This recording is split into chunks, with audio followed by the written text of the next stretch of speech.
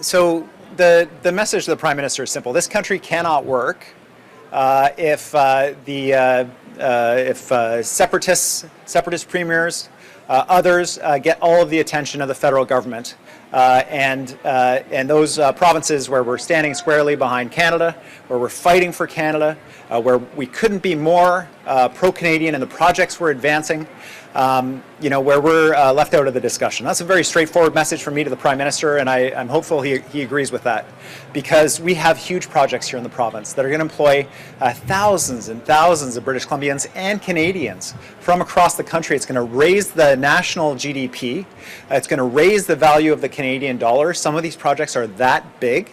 And we're training up British Columbians to be able to take the jobs these projects create so they have more money to cope with rising expenses as a result of global inflation.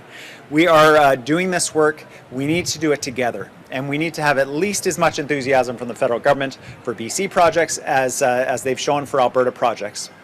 I've puzzled over the fact that national carbon price policy, national methane emission policy, was not negotiated with all of the provinces and all of the territories at the table, but was only negotiated with one government, the government of Alberta.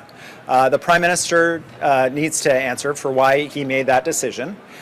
It's not one I agree with. I don't understand how his decision on the national carbon price with Alberta is going to be implemented across the country.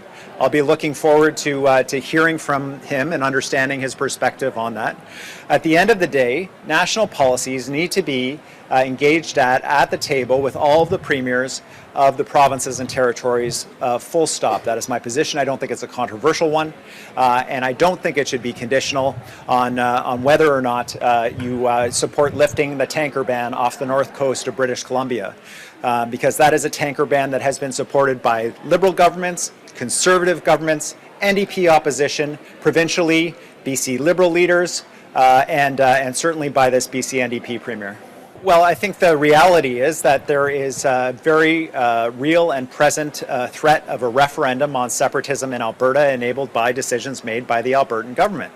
And I believe that that is part of why we are seeing the federal government engage differently with Alberta than other premiers across the country. Bluntly, we cannot have bad behavior decide who gets engaged with by the federal government. We need to hold this country together. We need to fight for this country every single chance we get. We need to stand up for Canada, and we need to make sure we're supporting every province and territory with equal respect. And that is what will provide a unified country. And that is something that the British Columbians need to see from the federal government, and I'm counting on seeing that from Prime Minister Carney.